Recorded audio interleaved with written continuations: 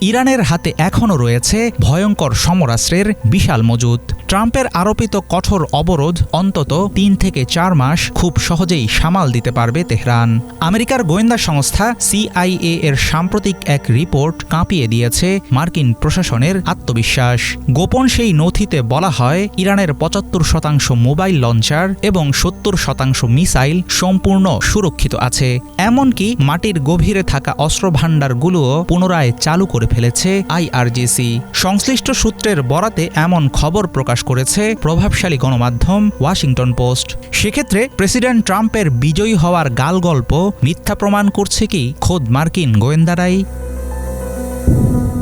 যুক্তরাষ্ট্রের economic theory বা অর্থনৈতিক তাণ্ডবে অনেকটাই বিপর্যস্ত ইরান। প্রেসিডেন্ট ট্রাম্প, মার্কিন ট্রেজারি বিভাগ সহ অনেকে মনে করছে অবরোধের কারণে ইরানের তেল অবকাঠামো স্থায়ীভাবে ক্ষতিগ্রস্ত হবে, ফলে অচিরেই বন্ধ হয়ে যাবে তেহরানের আয়ের পথ। কিন্তু মার্কিন গোয়েন্দা কর্মকর্তাদের একটি বড় অংশ মনে করেন ইরানের বর্তমান নেতৃত্ব আগের চেয়ে অনেক বেশি কঠোর এবং তাদের ধৈর্য ধরার ক্ষমতাও অনেক বেশি। ইরান কেবল টিকে আছে বিষয়টা সেরকম না, বরং দেশটি নিজেদের অস্ত্রশস্ত্র মেরামত করছে। সবচেয়ে বড় আশঙ্কার বিষয় হল ইরান তার মাটির নিচের গোপন অস্ত্রাগারগুলো পুনরায় সচল করতে সক্ষম হয়েছে। সাম্প্রতিক যুদ্ধে ইরানের শীর্ষ নেতাদের একটি বড় অংশের মৃত্যু তেহরানের জন্য বড় ক্ষতির কারণ হয়েছে ঠিকই, কিন্তু মোটেও ফুরায়নি দেশটির ক্ষমতাসীন শক্তির আদর্শিক তেজ। ওয়াশিংটন যত দ্রুত তেহরানের পতন আশা করছে, মাঠের বাস্তবতা তার চেয়ে অনেক বেশি জটিল। অবশ্য এর আগেও মার্কিন গোয়েন্দারা সতর্ক করে জানিয়েছিল, ব্যাপক বোমাবর্ষণের পরেও অক্ষত রয়েছে ইরানের অর্ধেকের বেশি মিসাইল লঞ্চার এবং কামিকাজি ড্রোন।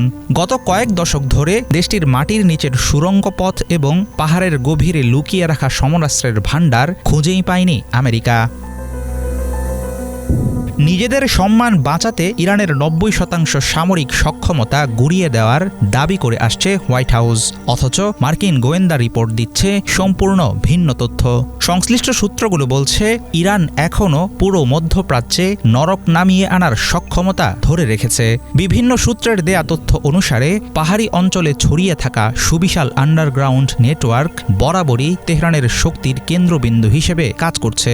দেশটির উপকূলীয় অঞ্চল জুড়ে স্থাপন করা অসংখ্য মিসাইল ঘাঁটি ও গোপন জেটিতে লুকিয়ে রাখা অ্যাটাক বোটের ঝাঁক ব্যবহার করে হরমুজের নিয়ন্ত্রণ পুরোপুরি ধরে রেখেছে IRGC।